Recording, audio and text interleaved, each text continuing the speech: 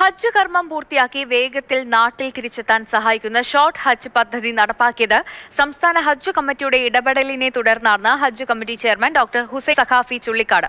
കുറച്ചു ദിവസം മാത്രം അവധി ലഭിക്കുന്ന പ്രവാസികൾക്ക് ഇത് ആശ്വാസമാണെന്നും അദ്ദേഹം പറഞ്ഞു. ഒമാൻ തലസ്ഥാനമായ മസ്കറ്റിൽ മാതൃഭൂമി ന്യൂസിനോട് സംസാരിക്കുകയായിരുന്നു ഡോക്ടർ ഹുസൈൻ സഖാഫി.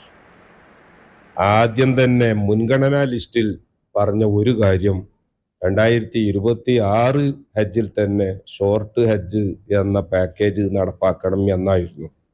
അൽഹംദുലില്ലാഹ് വളരെ സന്തോഷം. ആ ഷോർട്ട് ഹജ്ജ് ഈ 2026 ഹജ്ജ് സീസണിൽ തന്നെ നടപ്പാക്കാമെന്ന് ഹജ്ജ് കമ്മിറ്റി സമ്മതിച്ചു. കേരളത്തിൽ നിന്നുമുള്ള ഹജ്ജ് തീർത്ഥാടനം സാധാരണ നിലയിൽ 45 ദിവസം വരെയാണ് നീണ്ടു നിൽക്കുക. 20 ദിവസം കൊണ്ട് തിരിച്ചെത്താവുന്ന ഷോർട്ട് ഹജ്ജ് പദ്ധതി സർക്കാർ ജോലിക്കാർക്കും കുറഞ്ഞ അവധി മാത്രമുള്ള പ്രവാസികൾക്കും കൂടുതൽ ആശ്വാസമാണ്.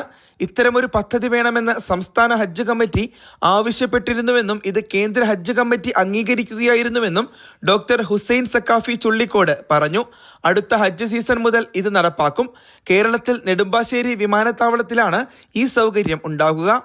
2026 ഹജ്ജിൽ നമ്മൾ ഈ ഭക്ഷണം ആവശ്യമുള്ള ആളുകൾക്ക് അപേക്ഷയിൽ തന്നെ ഭക്ഷണത്തിന്റെ പാക്കേജ് ഓപ്റ്റ് ചെയ്യുന്ന ആളുകൾക്ക് അതിനുള്ളൊരു അവസരം നൽകണം എന്നാവശ്യപ്പെട്ടിരുന്നു.